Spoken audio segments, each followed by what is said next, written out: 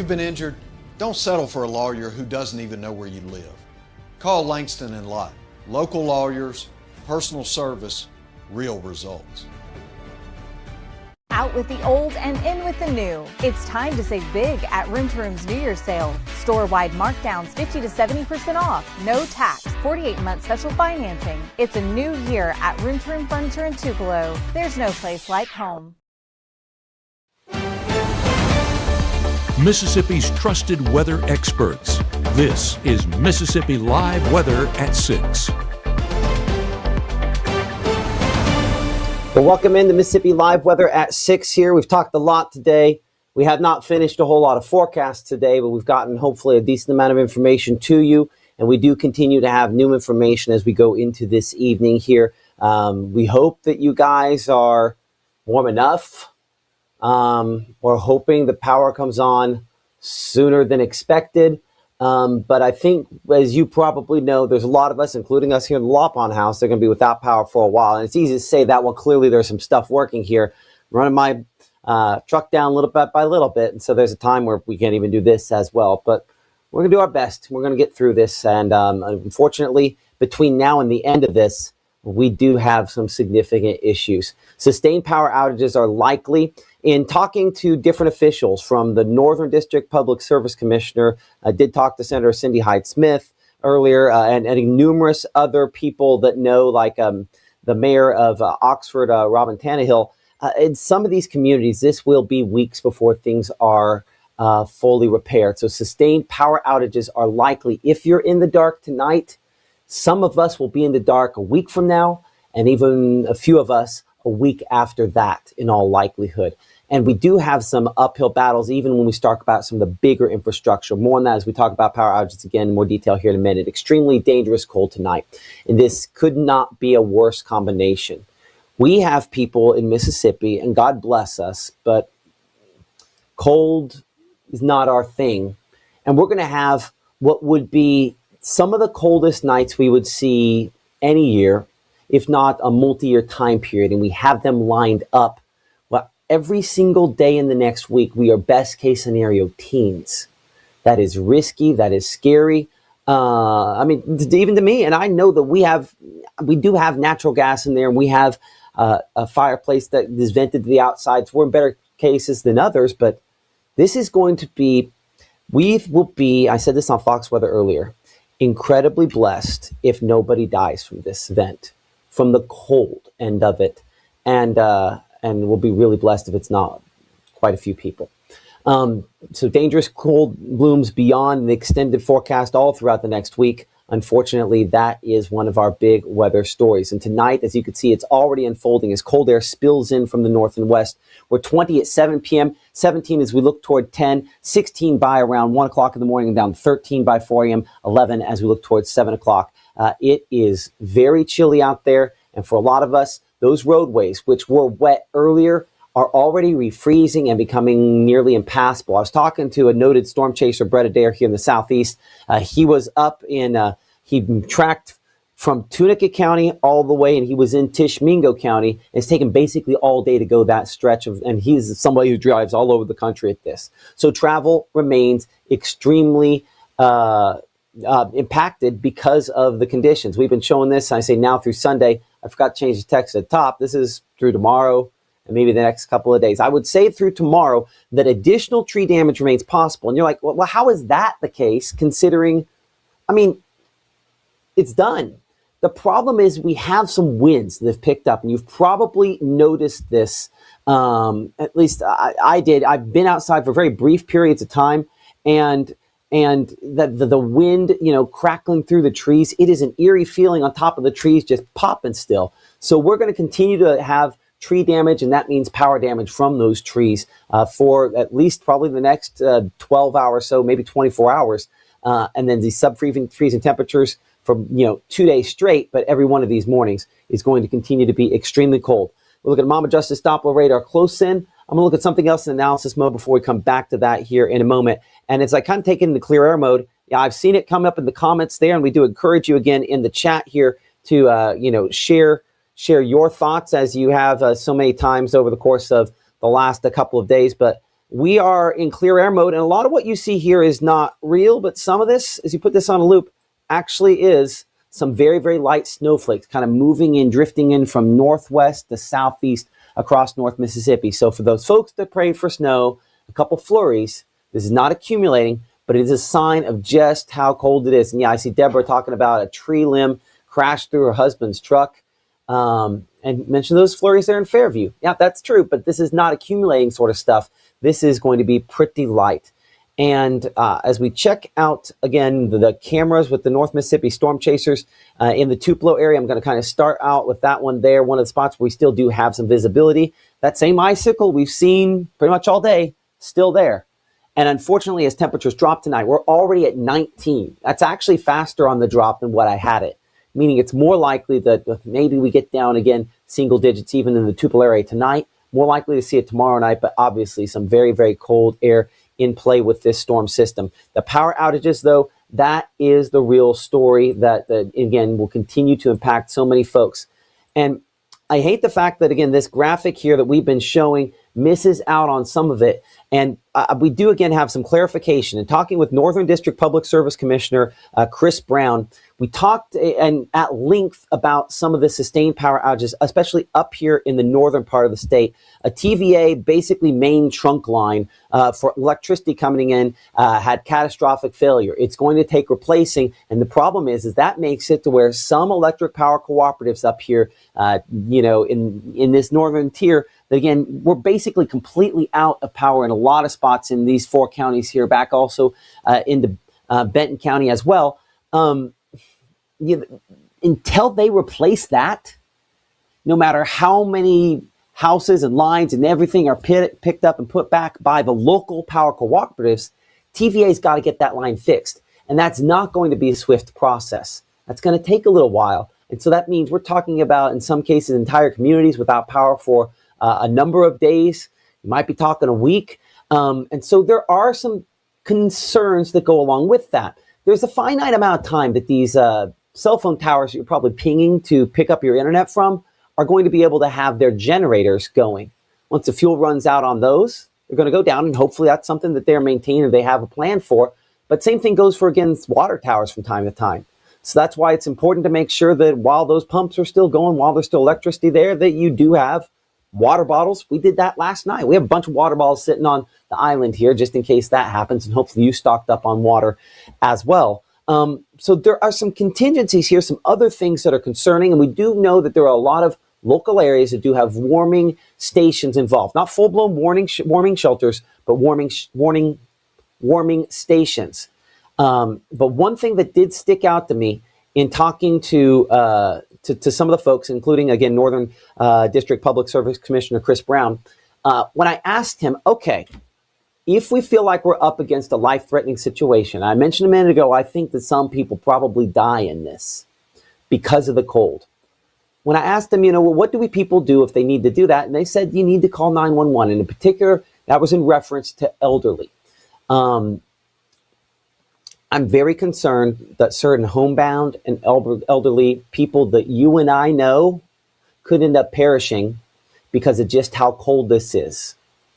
So we need to check on our people. The problem is tonight, as roads continue to degrade, that's not something we can really do, because the roads that might have been dampened for a lot of us were okay through a chunk of this event, they're going to ice over hard tonight. That process is actually already starting at this point in time. If I show you the temperatures here across much of North Mississippi, they are unpleasant, is just the kindest word I can say. I mean, we're already down to 16 there. We show back in Tate County, back in Panola County, Union County, Lee County. Again, we're in the teens here, and there's even colder air not that far removed back to the north and west.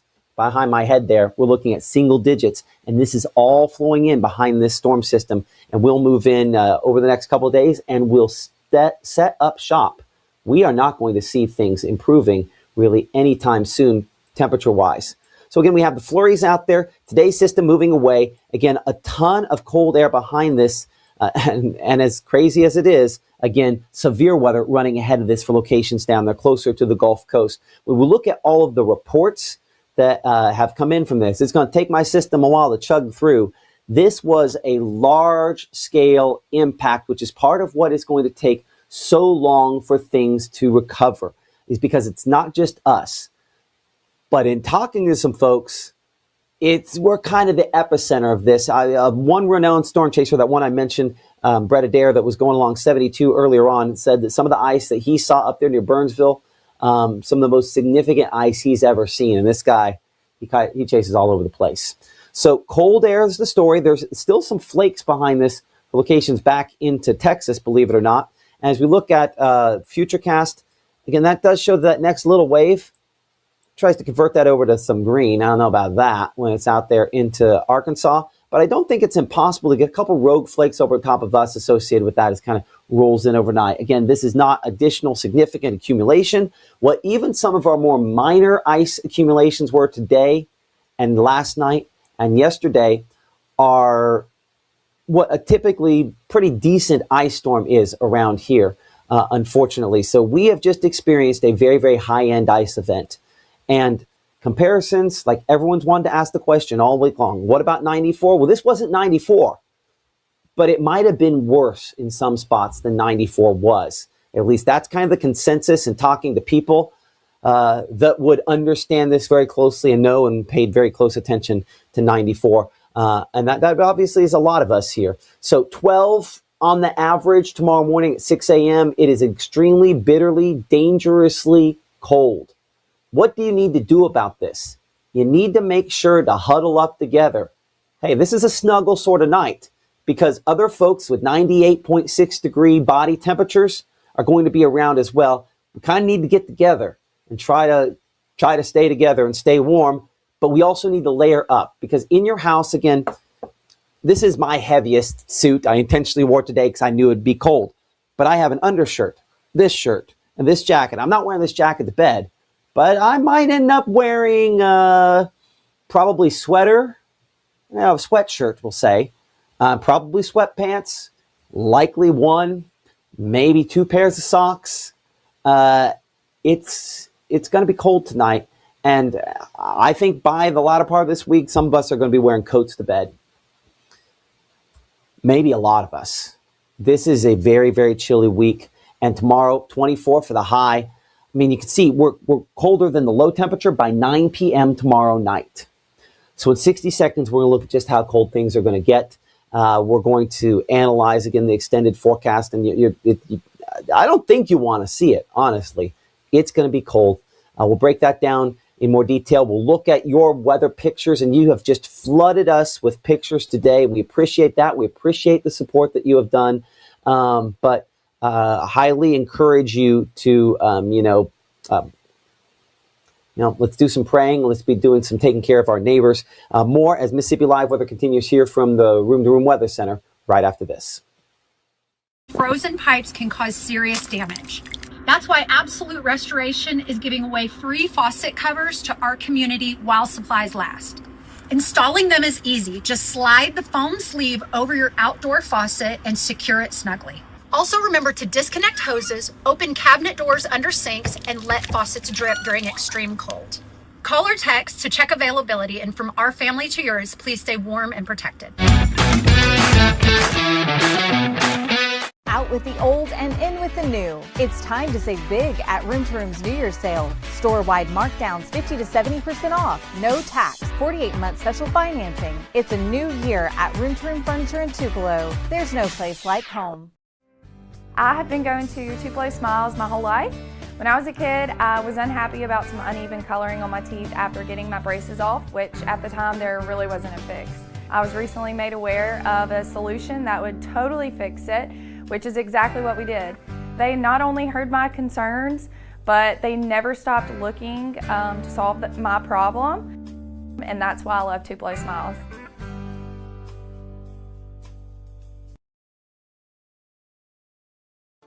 Right now, from the Room to Room Weather Center, here's Mississippi's Chief Meteorologist, Matt Lovhawn.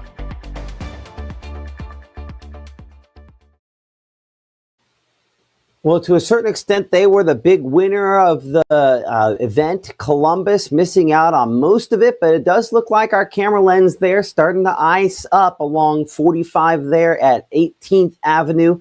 You're watching Mississippi Live Weather. I'm Chief Meteorologist Matt Loppon. We appreciate you for supporting us and for following us. And we have a very, very cold night ahead. Columbus that stayed basically above freezing point the entire time. You're down to 25. And that means behind me here, this roadway there, 45. Is it just a reflection because it's what it is, or are those damp roads freezing?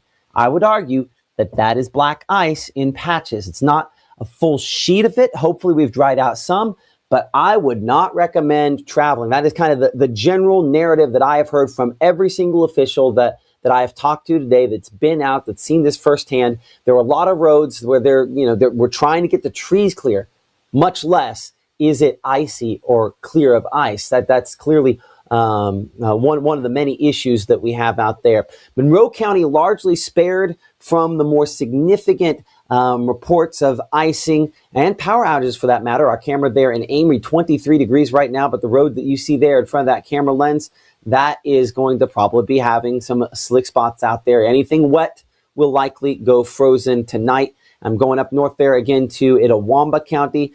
A spot where still some flakes flying, believe it or not, in all likelihood. And not much showing up there. But as we head back into the Delta and we check out Greenville again, snow-packed, icy roads. Looks like we've lost that camera in Greenville. That's the problem. Just so many of our cameras have gone down in this because of power outages around the area. And there's just only so much you can do. Some of the generators even at those sites have gone down as well. And we'll kind of bring things up here to Saltillo. One of the spots that lost power, let's see if our MDOT camera there does maybe look like that is updating. It is. Ice on the lens, 19 degrees in the Saltillo area at this point in time. Mississippi Live Weather, Mama Justice Doppler radar. It's just very, very light returns, very, very light snowfall with this. Red Bay stretching back toward Fulton. I had to go to complete clear air mode to kind of pick out where that was. And as far as the icing is concerned, a lot of those folks did not have as much. Now, this is 24-hour icing, and typically that would be enough. I don't think I have a product that goes back farther than that. I don't. That's the crazy thing about this. This is such a sustained duration that a graphic I typically would have shown and said, here's your ice totals, is actually going to underdo it because we had a whole bunch of icing yesterday. So in just the last 24 hours, estimations on Mississippi Live Weather Radar here, up around an inch and a half to 2 inches of ice. One of the things that in talking to storm chasers, and that of course extending out in the Delta as well, again, inch and a half of ice for some spots back there.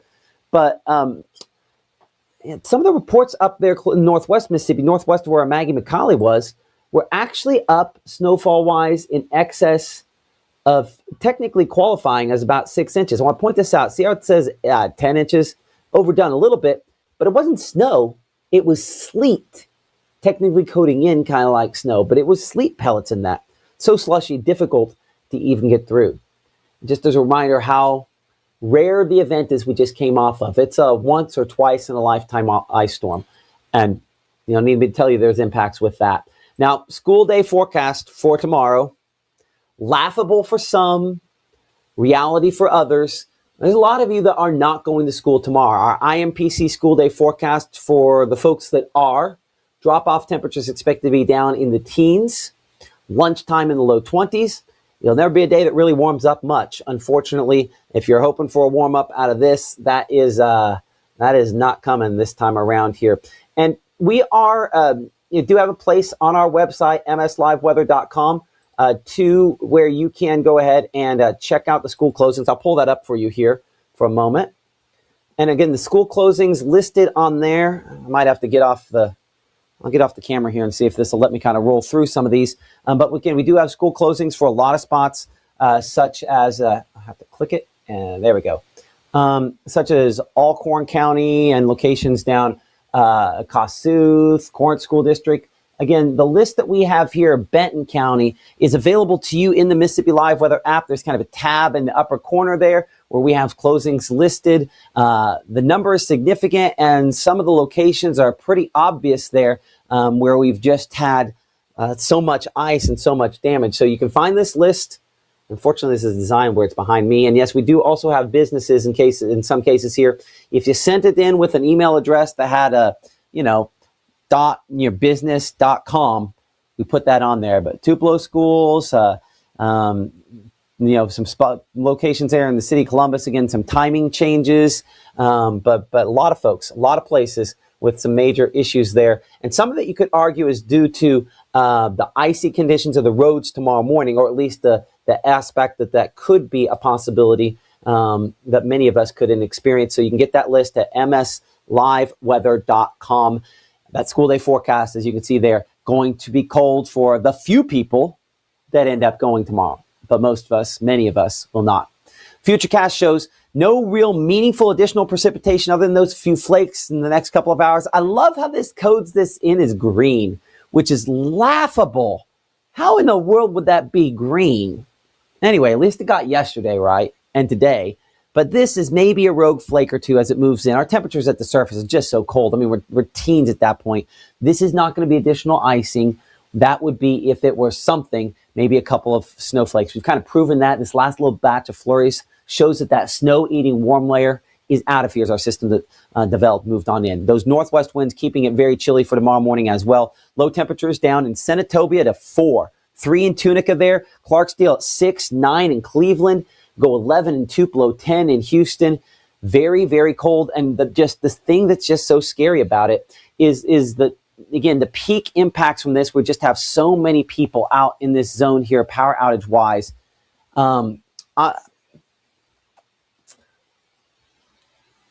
There were very few times in my career I was more scared that someone was going to die within the next 24 hours than this, because this is extreme cold where people don't have power, and that's scary.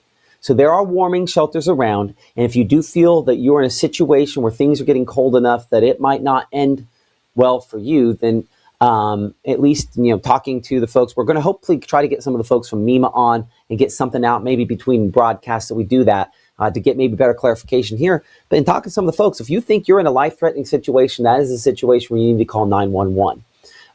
And so for folks that are home, maybe homebound, you got to let somebody know because hypothermia, there's already been a few deaths from this back in Louisiana earlier on today, and I just hope the numbers don't go up for what's here in North Mississippi, because it's going to be very cold tonight, and it's not like it improves a ton tomorrow. Tomorrow, we will have north winds. I left off the wind chill. Let's go back and catch wind chill for just a moment. Not that I think a lot of folks are going to willingly be going outside, but wind chill temperatures tomorrow morning are down below zero for a lot of spots, and we're 10 degrees below zero up here for Tunica, for South Haven, Senatobia. Our meteorologist, Maggie McCauley, one of the lucky ones, more in the sleet zone, so she has power, and she will be on to bring you updates related to this tomorrow morning, starting at 6:30 a.m. We'll have normal time frame for her. She'll be on 6:30, 7:30 a.m. Again, we're going to be looking at those road conditions where we still have NDOT cams at work, have power. She's going to be looking at the cold temperatures there and breaking down your full forecast. She's on every weekday morning, 6:30, 7:30 a.m. on Mississippi Live Weather. One of the lucky ones that's gotten her power back and has sustained there. I appreciate hard work, her and the entire team. You don't understand.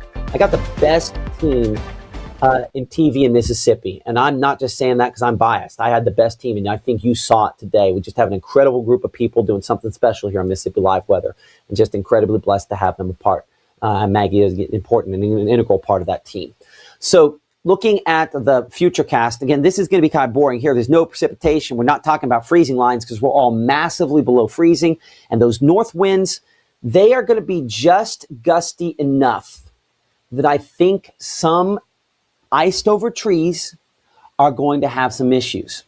And we're going to probably still have a few limbs and things like that that end up falling into tomorrow.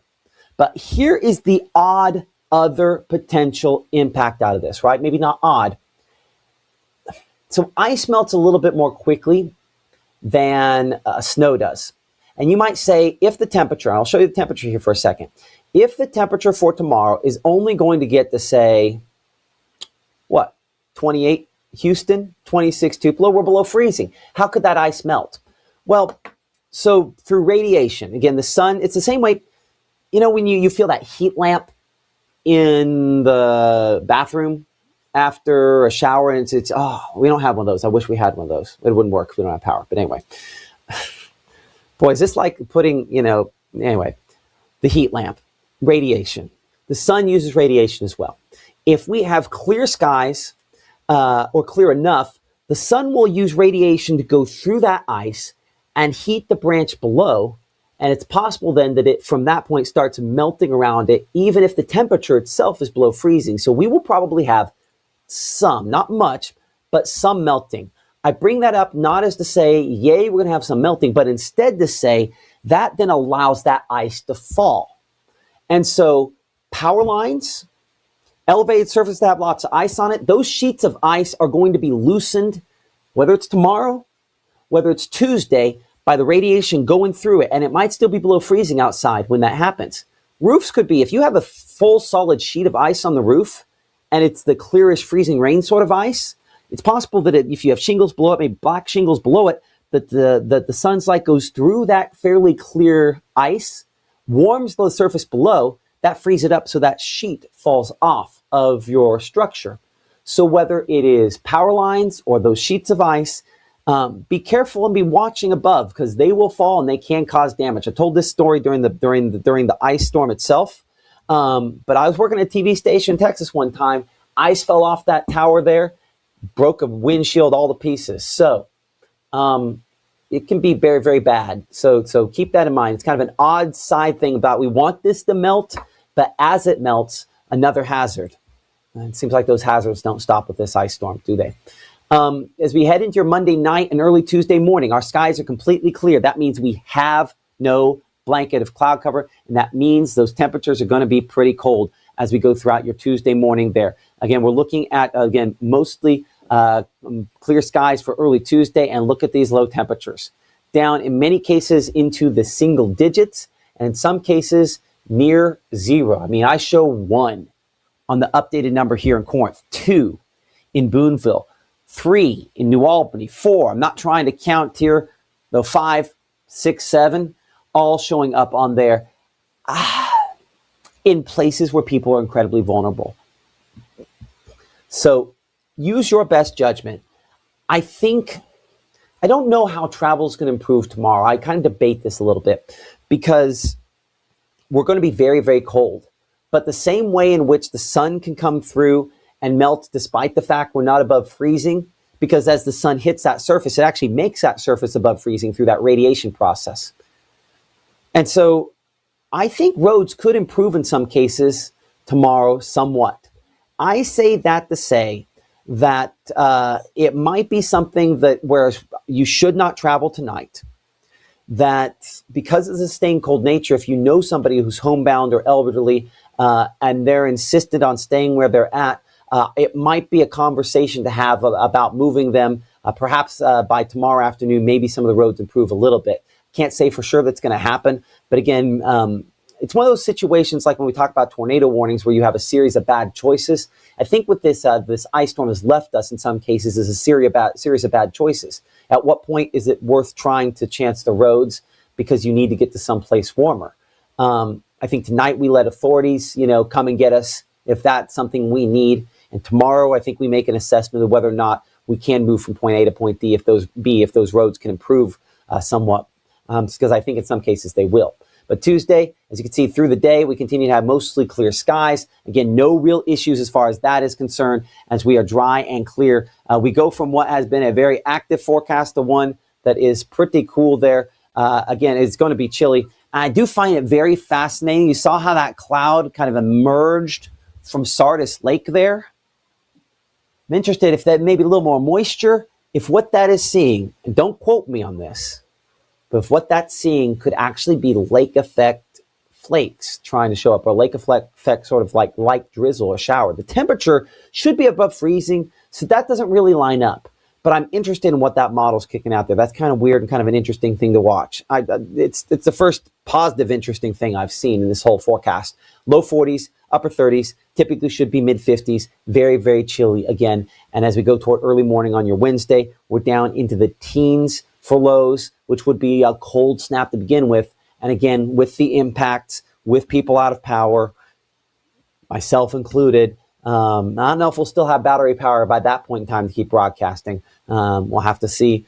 And that future wind chill, again, pretty cold. I think a lot of folks, the roads should be better, and many of us should probably be back in school, if not Tuesday morning, by Wednesday morning. And by that, I mean not in the strike zone here, that peak impact zone we talked about for days. I do think there's some spots up here, Oxford, Water Valley, Bruce. I mean, I don't think the school facilities up there in Boonville or New Albany might even have power by that point in time. So I think we could have folks out of even school for maybe a week or so, just because the facilities themselves aren't at a place where they can support people coming in. And then highs on Wednesday, not expected to be warm. Again, upper 30s. We have some spots out here where we had those more significant accumulations, only there in the low 30s. So as we look at that 7-day forecast here, we have those temperatures again. I mean, this is a very, very cold snap.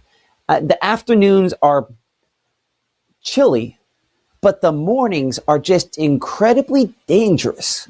If we're talking teens, and in some cases low teens, I mean, there's only 2 days there where I'm even 15, right? Only 2 days where I'm 15.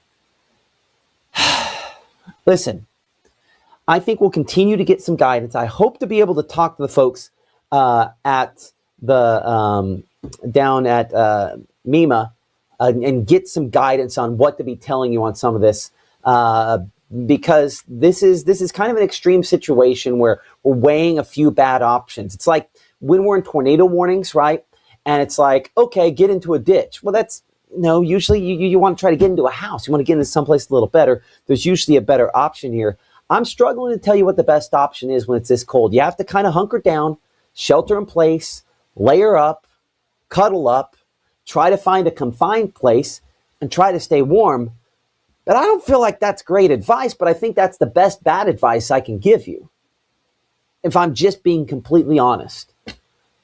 Now, coming up after the break, we're going to look at some of your pictures. You've got a lot of them, a 10 bajillion that you've sent in. We'll kind of take an update again, look at some of those power outages maps, but I think we have an idea as to why some of those power outage maps haven't gotten better. That main transmission line being down, till they fix that, we have whole counties that are going to be out of power for days. Now, hopefully, the local crews that are working on it will make enough headway that we'll have large numbers come back when that transmission line comes back. But we're hunkering down for a little while. More Mississippi Live weather continues here from the Room to Room Weather Center in 60 seconds. Your pictures, look at power outages, try to answer some of your questions. And the thing I will say about the heat component of this is if you have kerosene heat, if you have propane heat, if you have one of those fireplaces that does not vent to the outside, in all of those cases, carbon monoxide could build up in your home. And hopefully you already have a carbon monoxide detector. But it's an odorless, colorless gas that you don't realize is taking up more and more of every breath you breathe. Because all of those things that burn fossil fuels, that process of burning is a combination, it requires oxygen. And so the burning process removes oxygen from the air in the room, and in a confined room, if not properly ventilated, that means with each flicker of the flame, there's a little less oxygen in that room.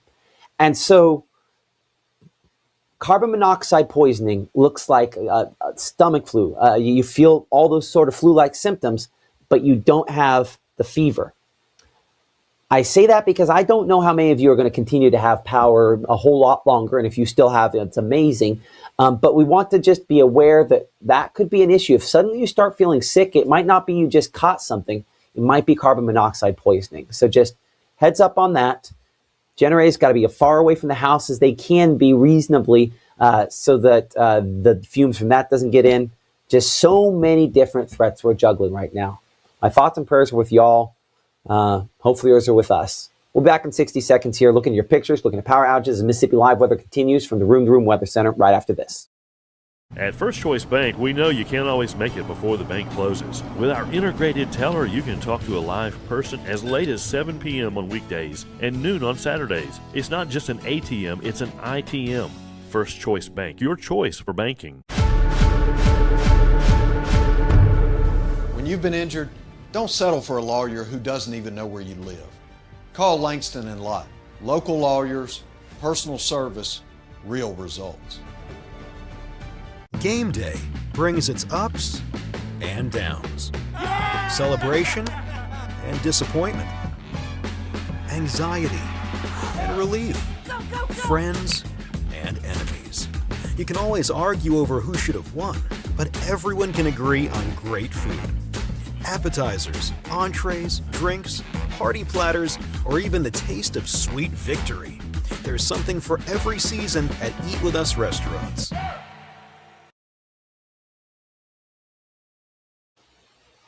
Welcome back to Mississippi Live Weather here at 6 p.m. I'm Chief Meteorologist Matt Loppon. We've had kind of a long run of it the last couple of days. And unfortunately, seeing the things that we did not want to see. Golly. You know, all week long, people wanted to know if I thought it was like 94. And to be honest, I wasn't here in 94, so I did not have a frame of reference. Did I think it could be based on the mythology of what people said? Yes. I mean, especially by Friday, when we started looking at these 2 and 3 inch ice accumulation totals, it's like, yeah, I mean, that is absolutely on the table as a possibility.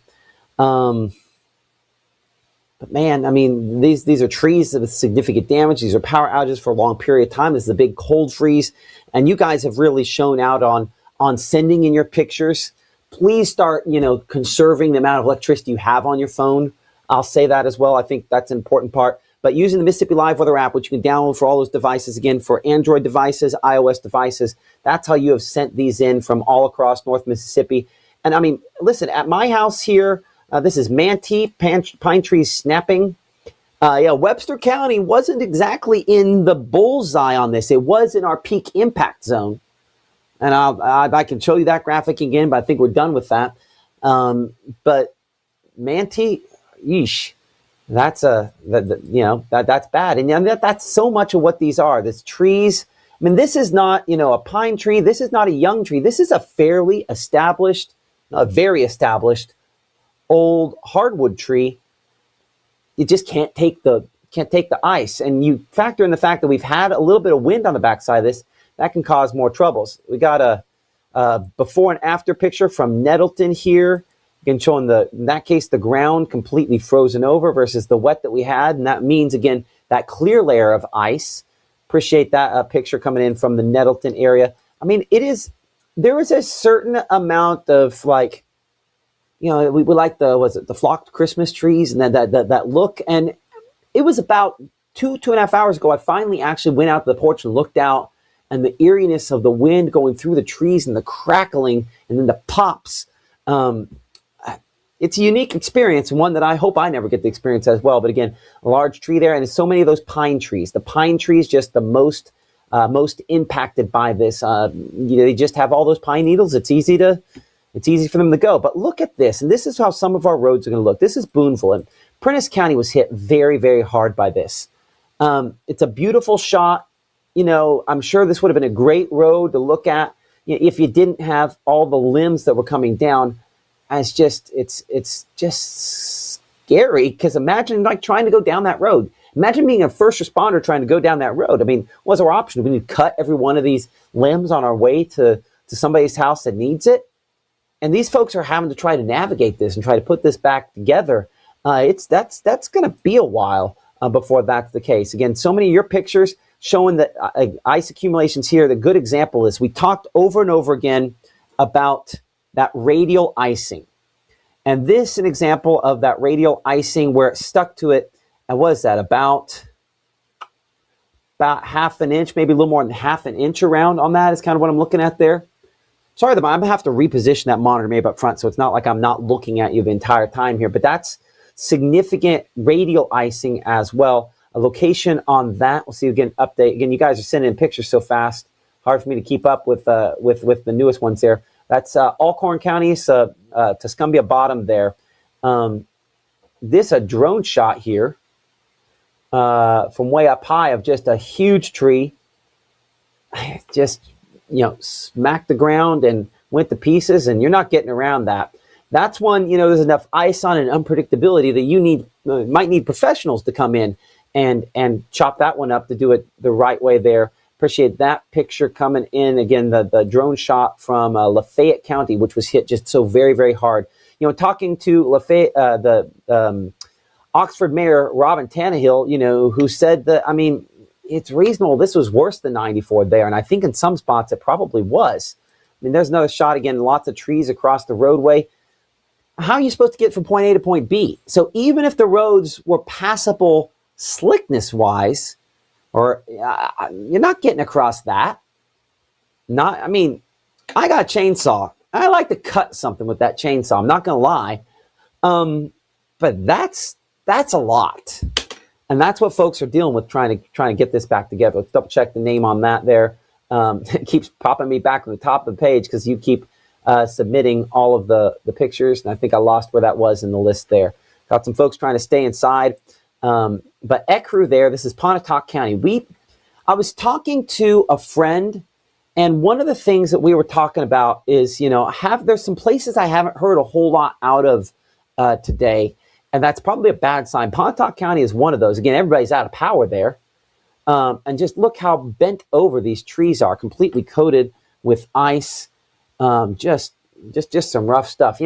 One of the things about sending pictures, I kind of learned this at the TV station over the years. People send in all the it's happy sort of pictures on a snow day.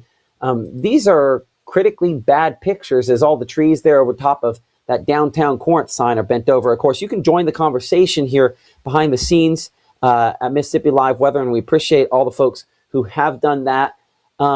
Stores barely have food, someone was mentioned. Most bought out before.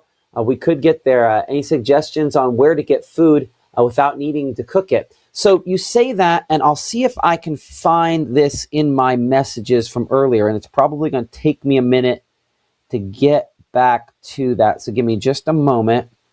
One of the things that Governor Tate Reeves talked about earlier today when he gave an update on the number of power outages is the fact that, again, there are about 58 warming shelters.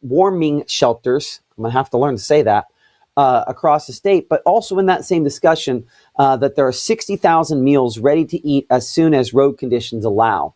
So the problem is that road conditions, as we've shown on a lot of these pictures, might not allow it for a while longer. Because, there's just tree limbs down every place else.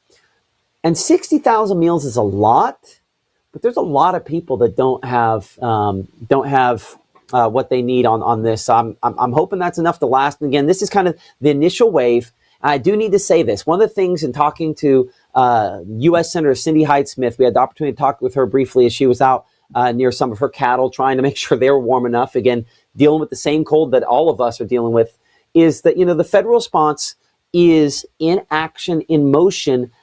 It just now takes the ability to get to those spots. The disaster declarations have been made by both Governor Tate Reeves as well as President Trump.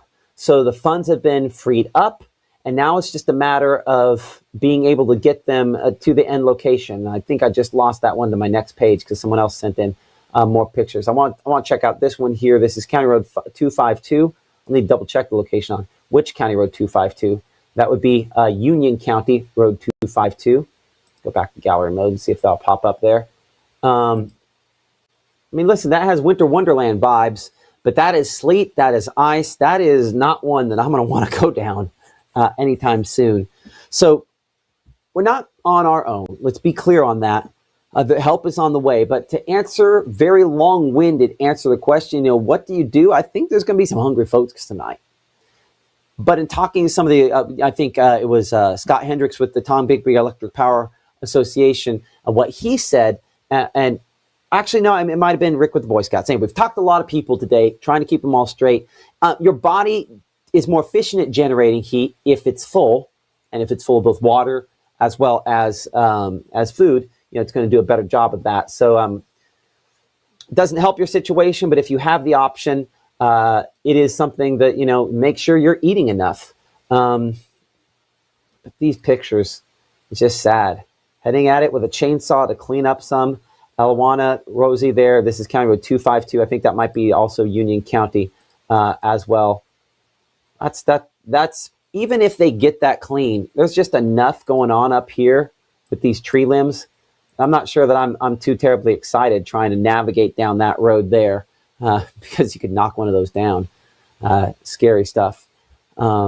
That's for sure. So you've sent in all these pictures, and we appreciate that. I want to go over kind of the rugged behind the scenes. I'm going to have to close out these pictures because I only have so much RAM on this computer, and I've used a lot of it up today.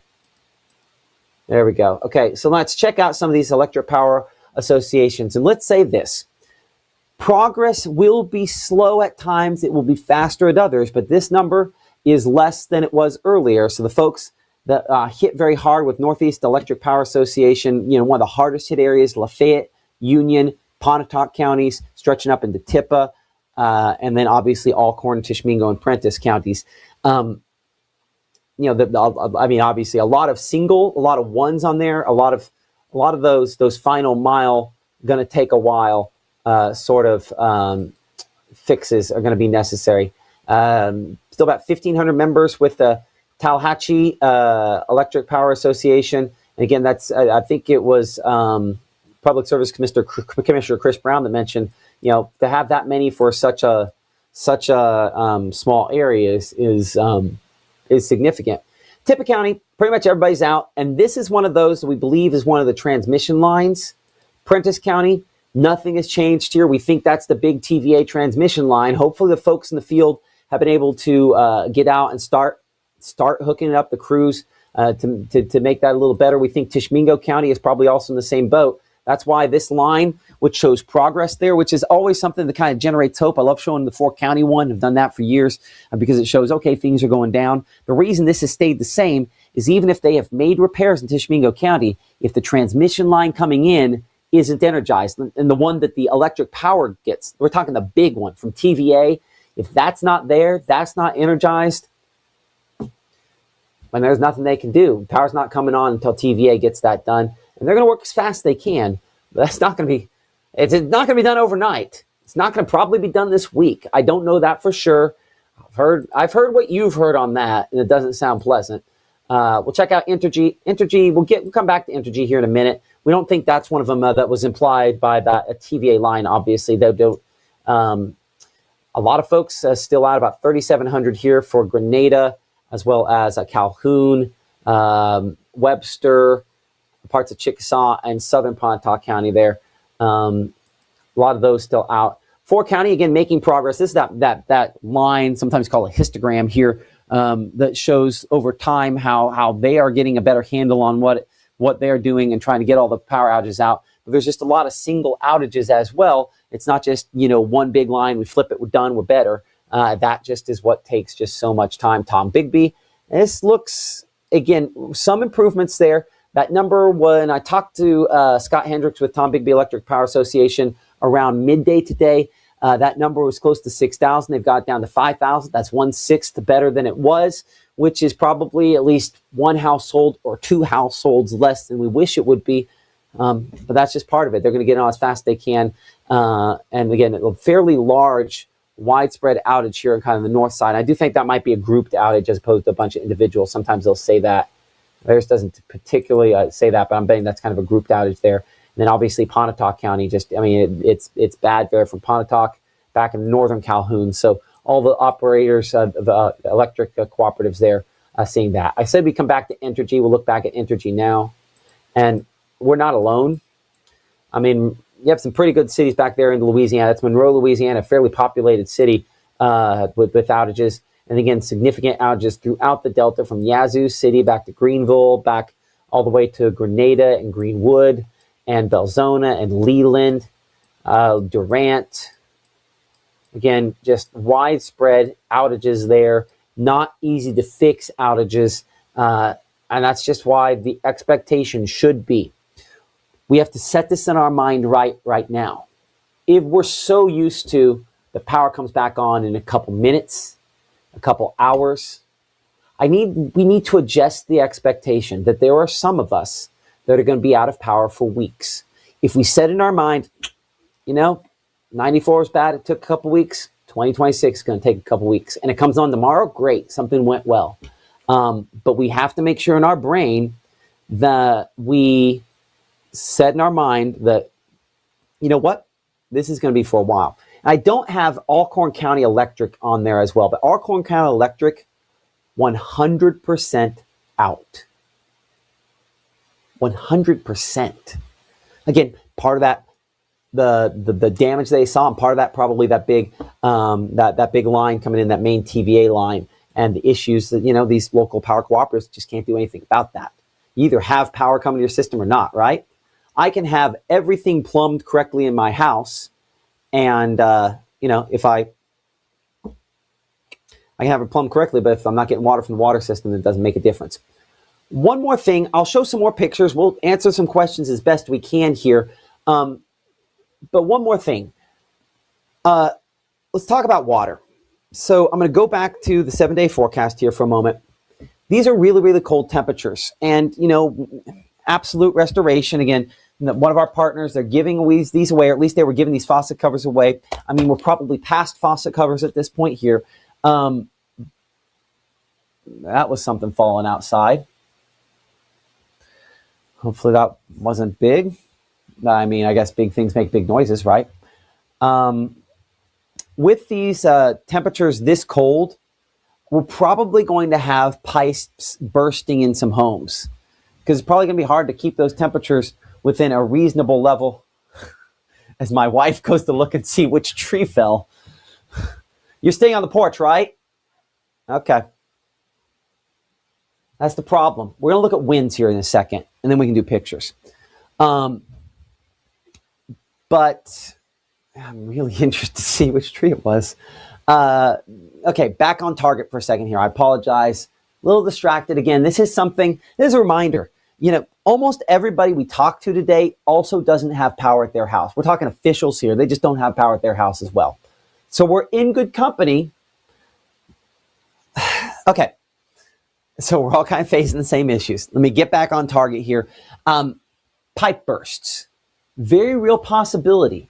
And so in talking to a friend of mine that was a plumber earlier today, one of the things that he mentioned was that if you think your temperatures in your house or where those pipes are running could go below freezing, if you can't heat the house, which you can't when the power is out, then you need to go turn the water off, perhaps at nights, down toward the street, or, you know, at wherever the meter is, so that way you don't have pipe bursts back up at the house.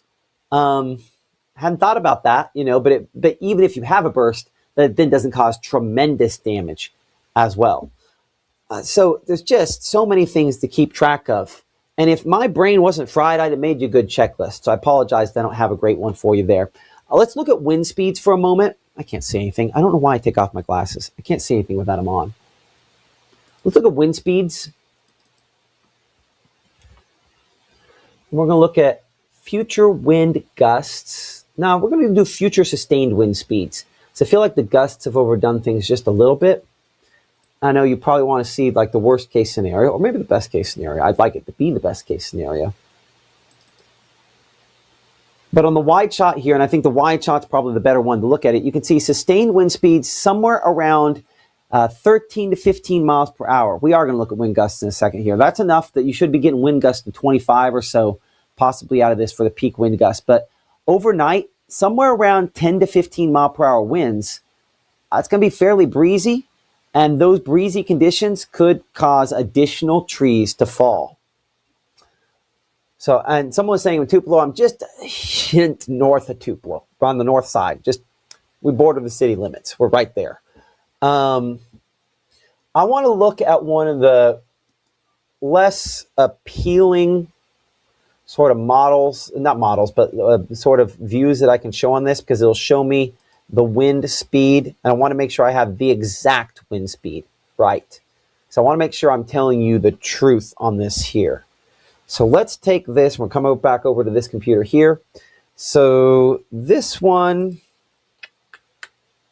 got to take the zoomed in view that we've used on this. Okay, there we go. So I am presently looking, one more time, display capture, so that could be it. That's the right one. Let's drag it down. Nope, that didn't work. There we go. So what I'm looking at is up here into Arkansas. So counties highlighted in red, that'd be Tupelo there, that'd be Monroe County, that'd be Lowndes and Oktibbeha County. That's Greenville back there. So kind of orient ourselves. So the winds mainly out of kind of a northwest direction, sustained wind speeds when you have the one full flag now that's 10 miles per hour. We have a little half flag that is 5 miles per hour. And when it's just a little circle like that, that is 0 miles per hour. So I see some spots up there. I think that's probably Jonesboro, Arkansas there at 15 mile per hour sustained winds. So 10 to 15 mile per hour sustained winds with gusts that are probably going to be 20, 25. That is going to bring down some additional trees overnight.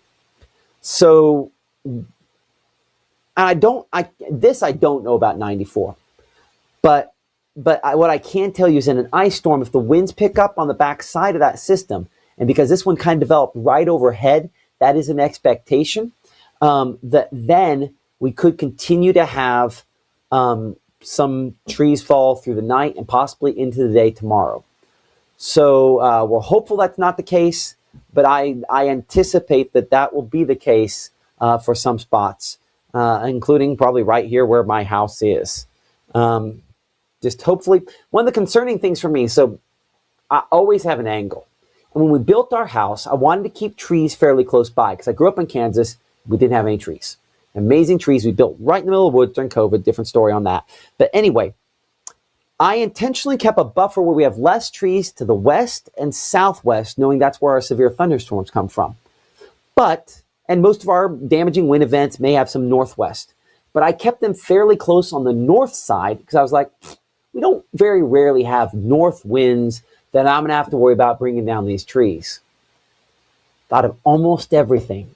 I didn't think about an ice storm and the north winds behind it here. So they're 40 feet away, 50 feet away, but they're 80 feet tall. So we will hope they collapse where they're at and not out this direction here. We'll see how that goes. Let me mute my watch again because that's something that's been a deal. I've gone 56 minutes. Apologize for just talking your ear off today. Hopefully that's okay with you. Watching with your house with the power out, getting cold in your house, Mary. I get it. Usually this is one of the hottest rooms in the house. I blocked off the heat up there at the top before. I've got a lot of computers in here to warm things up. It's getting kind of chilly in here as well. So I'm feeling for you. You could say we're in the same boat with you as well, unfortunately. We're going to look at some more of your pictures that you have sent in from across North Mississippi. I'm going to go back again to the kind of most recent batch here. So to get and before I do that, this is just what so many of these look like. Again, split trees that aren't going to look the same. And I will say this as well. There are going to be parts of these trees that were damaged that when we get severe thunderstorms are probably going to blow off and blow down then. So it starts off with ice storm damage, but it doesn't completely take it out.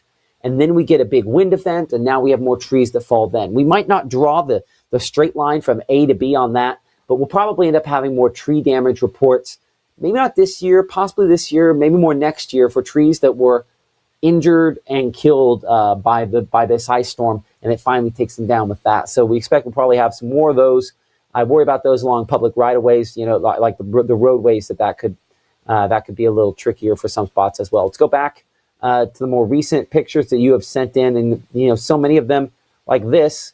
Just a sign of just look at all the droopy pines. Iced over, broken limbs there on the ground. In some cases, just broken trees.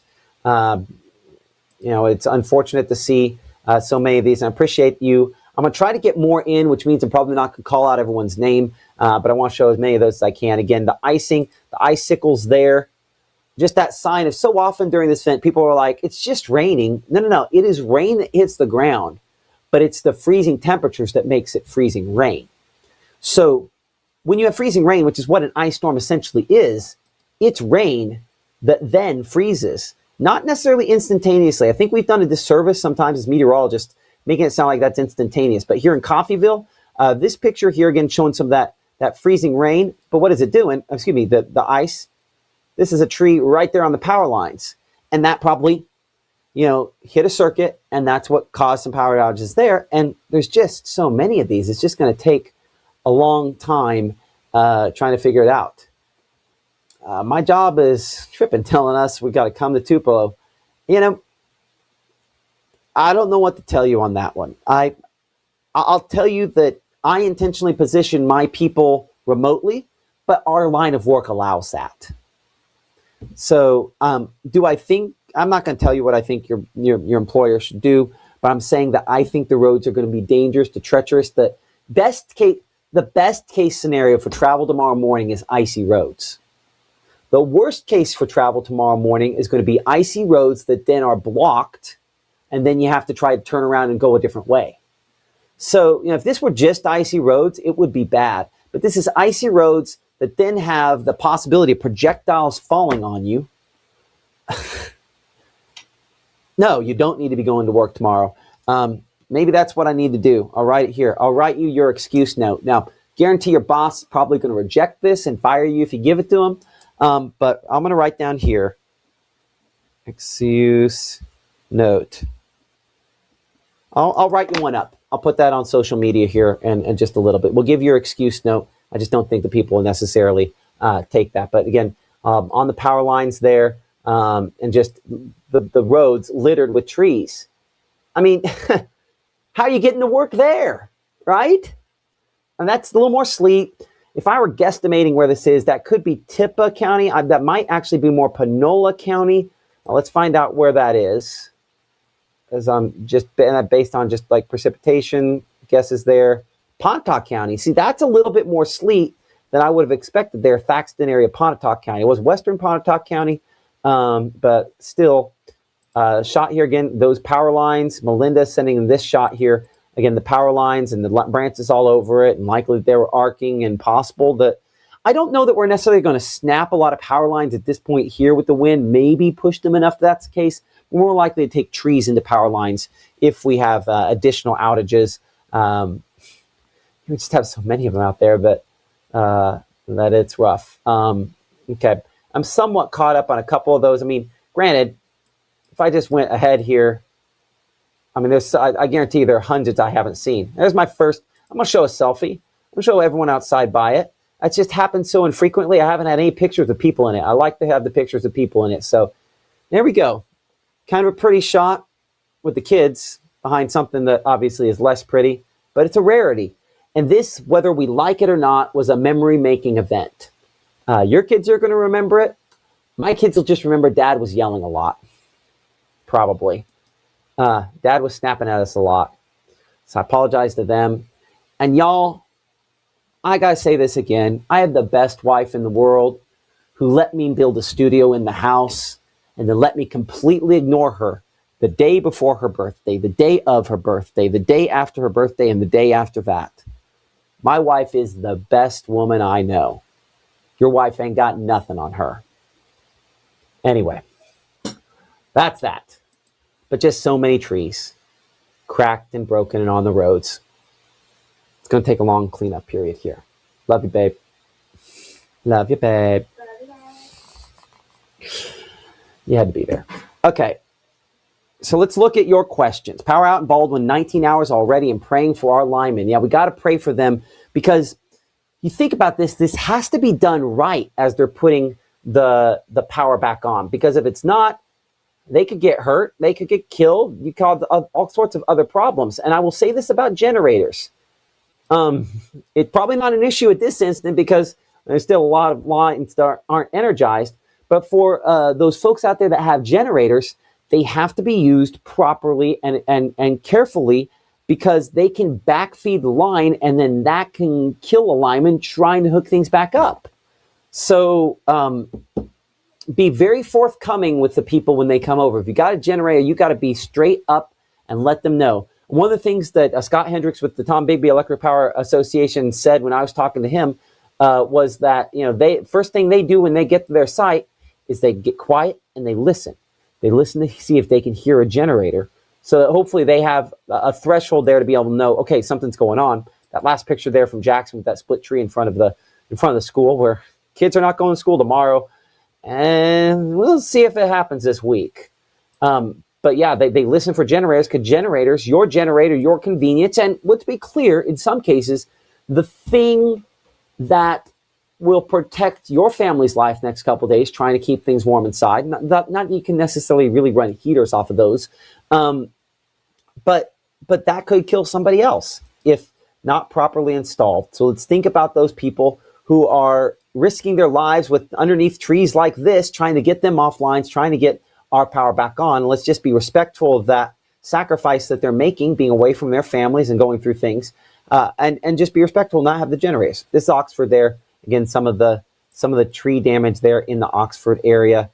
And it's just, I mean, it's more. We could do this all night, but these are big trees. Let's see this one here. I'm curious. That's Ashley Leonard. Hey, Ashley. Where'd she send it from? She sent it from Lafayette County? Bet she did. Yeah, west side of Lafayette County there. Ashley is a former intern of mine from over at the TV station. Loved Ashley. Sorry about your lawn. Sorry about your trees there. One of the funniest interns I've ever had. Anyway, had a lot of good ones over the years. And we've had a lot of great people. I want to give a shout out to my crew here in what's going to be the funniest set of pictures you'll see. We have Caleb, who was with me all day today. Maggie, whose power was in and out. She will be back tomorrow morning and ready at 6:37, 7:30 a.m. again to get you up to date on, again, where power outages stand. By the way, I did not expect improvement there. Maybe we'll be surprised, but I think we're going to have some issues with that. But 6:30, 7:30 a.m. She's on Monday through Friday. She was an incredible help over the course of this weekend, as was Caleb. And then our meteorologist, Gabe Maynor. He got the best of all of the, I guess, you want to call it a selfie shot. Gabe was leaning forward. He was working on something, and his power went off. It froze, and that's the image we've had. So we appreciate Gabe again. My first employee here at Mississippi Live Weather. He came with me. He believed in something, and we're thankful that he did, and we're thankful that you did as well. Let's answer some of your questions. Let's bring up your chat.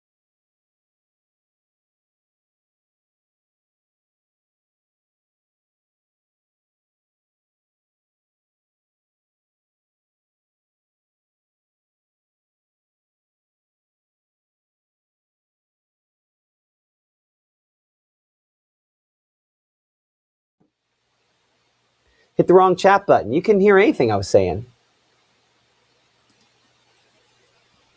One of the questions that tickled me a little bit was Matt getting heated? You're yelling at your 3-year-old.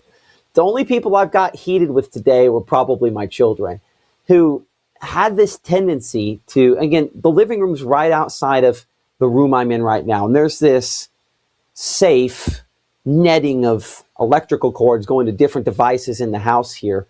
And it seemed like they always went to the room with the heat in it, right when I was getting ready to interview somebody or come and do a cut-in. And I'm like, oh, God, don't you know what I'm doing here? We'll all get along. We'll all make it.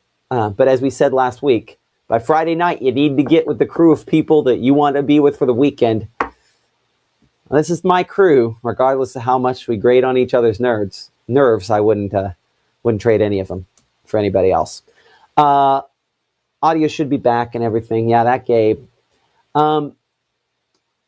So I do know that someone was asking, do I know if the big 500 kilovolt line was down? The last information I had, I think it was 161 kilovolt line that was down. I'm not an electrician. I don't have a huge frame of reference there, but yeah. Hold on, I want to stop there. Brian Falls, mentioning their paramedic here. Look right next to me on the screen there, right? Paramedic here. Exposure over time might lead to symptoms when we talk about carbon monoxide that can be mistaken for the flu without a fever. So you feel like the flu without a fever.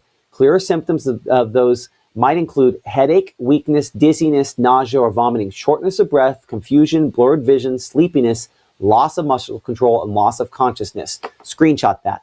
If you got your phone, just it's the volume button, the power button, same time. Screenshot it, just in case. That might be something you need. But yeah, it's just going to stay frozen for a few days. Yeah, it just is. Okay. is it safe to go to the casino?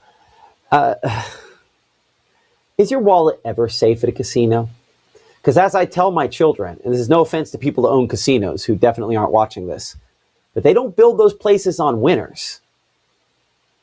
So I don't know if it's ever safe to go to a casino.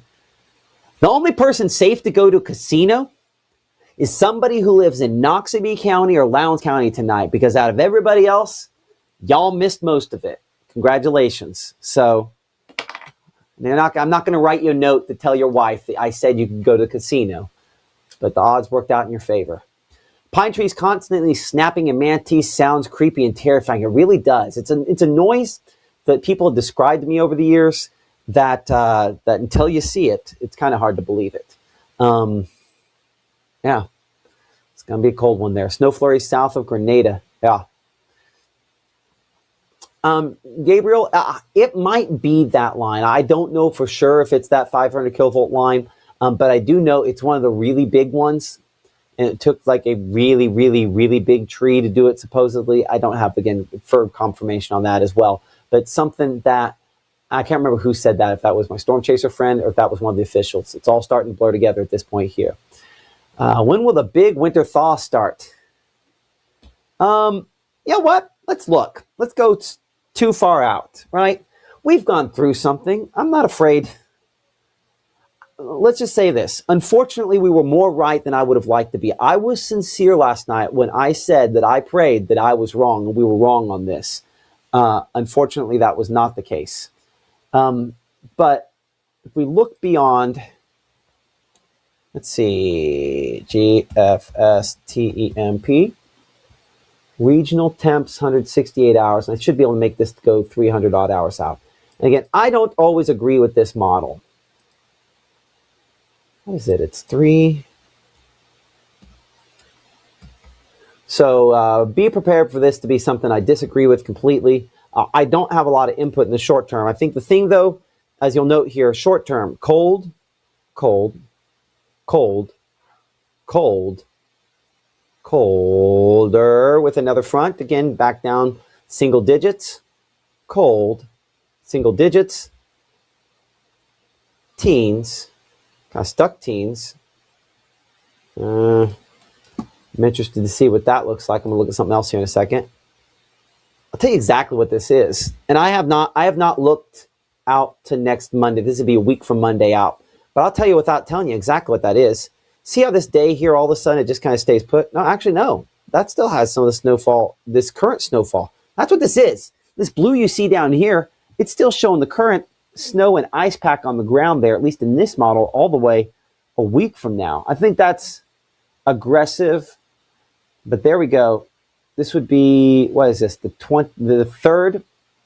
That's showing a thaw about the 3rd. And maybe 4th we're getting manageable. 5th or so. There. I don't believe models when they are, what is that? The 8th of the 8th of February. So let's just say this. We've got a week to 10 days of not pleasant, unfortunately. You know, I see a person next to me says they pray for every homeless person. We do as well. This is going to be a dangerous situation. Any good source for finding estimated ice data from the entire storm? You know, I might be able to hack this together. Hold on. We might be able to put this together. So give me just a second. I need this. And we'll look at, this is the last 24 hours of data, but I should be able to force that to go back 24 hours before that. What if I go back, let's see here, last 24 hours. So last 24 hours, here's about how much ice we had seen. Again, in the last, and this is estimations. I do think this is probably overdone a little bit, because I have not seen that radial icing. We might have had this fall from the skies freezing something, but you know, in the neighborhood there, on a fairly widespread scale of probably more than an inch in the last 24 hours. And then if you go 24 hours before that, what it had, possibly another inch or so in there for some spots. We will end up seeing. Okay, so here is here's a statement from the Mississippi Emergency Management Agency as we tried to kind of reach out and try to get some information from them that they sent in a little bit ago. So thank you for reaching out. We are busy working with our counties and responding to this winter weather event. Governor Tate Reeves, and this is directed specifically Matt Lawpon. Thank you for reaching out. We are very busy working with our counties and responding to this winter weather event. Governor Tate Reeves, along with MEMA Executive Director Stephen McCraney and MDOT Executive Director Brad White, held a press conference at 4 p.m. We talked about that earlier to provide information to update on the winter storm. You can watch it here. Thank you. Okay, so I guess we'll let stand what let stood before, which is if you think like you're in a situation where perhaps you could be in bad shape, you need to probably call 911. I don't have better information from MEMA, so I think that's what we'll go with. Okay, drivable come Friday. Dear God, I hope. I think for quite a few spots, Ackerman, 3.5 inches of rain, and the decent chunk of that was ice.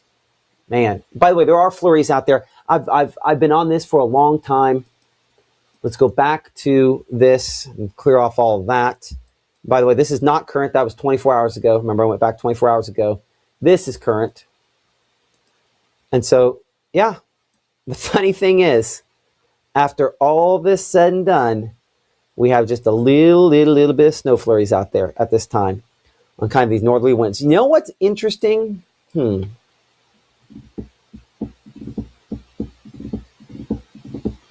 This is one of those scenarios tonight where, do we have a north-south lake? Do we have a north-south lake?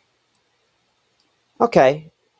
It's possible, not impossible, that some spots on the south side of Bay Springs Lake tonight, and again, this is a very isolated location where there's not a lot of people and probably nobody that can see me, but along a north-south waterway like that, we could have some lake effect snow tonight. In fact, that might be exactly what's going on there.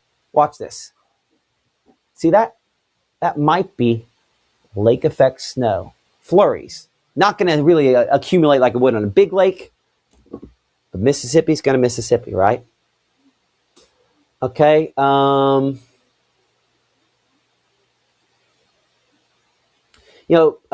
saying, power companies are the best place to ask about power coming back on. I'll say this, in most cases, they're doing their best. I don't know if asking them is going to help. There's no priority list. Let's be clear. I'm broadcasting to you, and I'm not saying I'm a bigger priority to you than you, but some might see it that way, and my power's not on. So, they will go in the order that makes the most sense for the system. That's one of the things that Chris Brown with TVA said, not TVA, with the Northern District Public Service Commissioner Chris Brown said, is that, it might not make sense the order in which everything's reconnected, but it's the way in which the grid is set up. So sometimes, it will be someone across the street and then someone down the block and someone over there and someone over there and you're still out. And that's just the way the grid was built. Sometimes that happens. I know my old employer has electricity right now and I'm a mile down the road and I don't. And I don't think there's any kind of preference going on there as well. I just think that's the way in which the grid was set up. Or I hope it was. Okay. How about Tupelo? Getting flurries. We're going to have some flakes out there this evening. When in doubt, call 911. This, and I want to point that out. Brian Falls, second comment I'm going to point out at Brian's, when in doubt, call 911. And as an adult, maybe we need to tell you that, because as I was a kid, I was told, never call 911 unless it's an absolute emergency. Okay? So a few years back, we had what was kind of an emergency. Maybe it was an absolute fire on house on fire or somebody's heart attack emergency, but it was an emergency. And I was like, I need like the background number for the sheriff's office. And they're like, call 911. I was like, but you don't call 911 unless it's an absolute emergency. Well, the scenarios we're talking about tonight potentially are, if you're in a location and it's too cold, and especially if you're weaker immune system or the elderly or your oxygen's off or something very, very important, That's an absolute emergency. Call 911. I'm telling you because sometimes we need someone else to tell us that that's an absolute emergency. And freezing to death is an absolute emergency. Let's see here. North Alabama here. Sometimes we get lake effects though off of the Tennessee River. That's true. I don't know if the angle, it might work out there. Up close to Pickwick Lake, you might be able to pull off that. Yeah, Pickwick Lake pull that off. And looking at it, some of the branches over there on Sardis, and especially kind of going crosswise across Grenada Lake, might be able to pull off a little lake effect snow there as well. Yeah, then and there is a priority for tier one, businesses and operations like hospitals, nursing homes, the things that are absolutely necessary, and communications companies fall in that. It's the reason the TV station has their power back. I don't know what that means, but okay. Appreciate your shout out there to everyone. 100% of Alcorn County has no power. Lots of trees down. Roads are very, very bad. And I understand someone says, is there a possibility of losing power tonight with everything freezing over? Just a mom worrying about keeping her babies warm. The likelihood of losing power tonight would be for locations that had extreme ice the last couple of days. You know what we're talking about. You've looked at it outside. If you've had that extreme ice and we get some wind gusts, it's still possible that additional people could lose power tonight. But if you're, say, just in Columbus, where you didn't really see ice and it's getting cold, you're probably not going to lose power. Now, there's the other end of this, which is the TVA demand that we will see, because when you're talking about temperatures in the teens and this cold for so long, that does use up a lot of electricity. And so hopefully TVA's got a plan in place to keep up with the demand. Certainly talking to Northern Public Service Commissioner Chris Brown a little earlier on, he said, that this, he was contrasting this. This is not a demand issue. This is an outage issue for a lot of these spots. Feel like I should probably wrap this up for my wife's sake. Take a little break. She rolls her eyes like anything's been for her sake the last couple of days. Haven't mentioned the flood warnings. Thank you. Who was that? Heather Palmer says, what happens when the ice melts? Is there a flood warning going out? I don't know. So that's actually a really good question. So let's look at the flood warnings.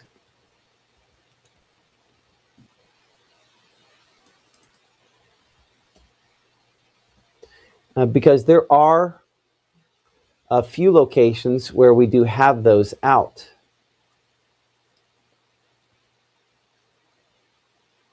And so you can see those for locations. Monroe County. I thought we had Clay County earlier, but maybe that one has gone by the wayside. But Monroe County here near I think that's Buttahatchee River. And then same spot up here, Tom Bigby River, I think adjacent to the Bigby area, both with flood warnings. When you do get heavy rainfall amounts like what we've had the last couple of days, those do tend to be issued. Let's look at some of the rainfall totals over the last couple of days. Accumulation, we'll look at 48-hour rainfall. Well, let's look at 24-hour rainfall.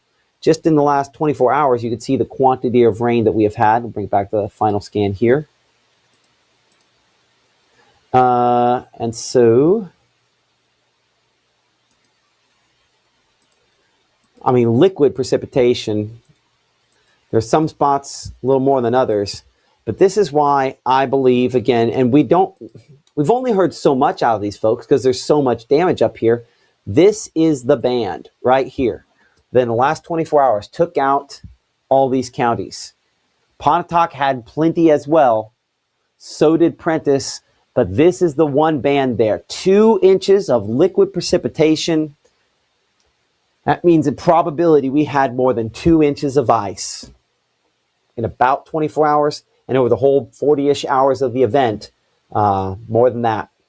In some cases that beats 94, making this potentially the ice storm of record, and certainly one that I know I'm not going to forget for a very long time. I think many of you won't as well. If you look at the total rainfall accumulation last 72 hours, hold on. I don't know if that's updated. That's not right. Unless I have a different scale on this. Nope, that's wrong. We'll have to figure out what's up with that. That's not right, though. So a lot of rainfall, and that makes a difference. Okay, any more questions here? Certainly we expect that roads will continue to be troublesome. ICE has continued to have power outages. You're going to have questions. We will do the best we can to answer those questions. I got to sit down. I've been going at this for a few days. This is what we do. This is what God made me for. This is why God let me stay here. This is why y'all rescued me. And so I'm indebted to you for that. And hopefully what we have done has been some kind of service to you over the course of the last few days and has made a difference. And certainly our prayers are with all of you, all of us, but all of you that don't have power at this time. And I'll say this one last time. Support these sponsors in the corner here or any of the commercials that you watch on Mississippi Live Weather, because the only way that we can keep doing this is if you support them, because this is advertising for them. Now, in some cases, this is more than advertising. In fact, most cases, they have elected to come with us early on because this is about more than advertising. But they're also all people who have employees of their own and run businesses and do things that are in the best interest of those businesses as well. We had no one say, hey, we're going to pull our advertising if you don't have a zillion viewers. That's not why they're doing it. But the reality is that they also have to watch the bottom line. And so they have stepped out in faith to help us. And we're asking you to do the same for them, to show them that you appreciate them and what they're doing to support us here on Mississippi Live Weather. So support them, and we'll be able to keep doing this.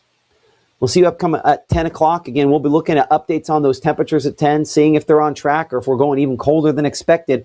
All that here in the Room to Room Weather Center, 5, 6, 10 p.m. We're on all weekdays. We'll be on all those days this week. And Maggie's on starting at 6:30 a.m. tomorrow morning. And let me beg you for the 10 millionth time, if you don't have power, please don't tune in tonight at 10. I don't know how much more information I'm going to be able to tell you on those power outages. And I think by tomorrow morning, Maggie will have more than I do as well. But we're working to try to get updates all the time. Hopefully we have something. But save your battery power, please.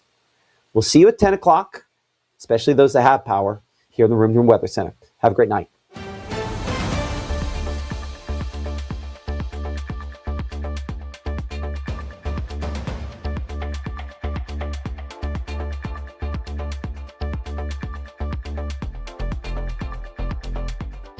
March 24th, 2023 was a normal Friday. You know, we knew the weather was not good, but we needed to take shelter, and we didn't have shelter. My husband and almost 2-year-old daughter, Ethan and Riley, they did lose their lives in the storm. We're still recovering from it. We'll always be recovering from it. Matt Lawpon cares about the community. He's not just there to collect a paycheck. I feel like Matt Lawpon has proven himself trustworthy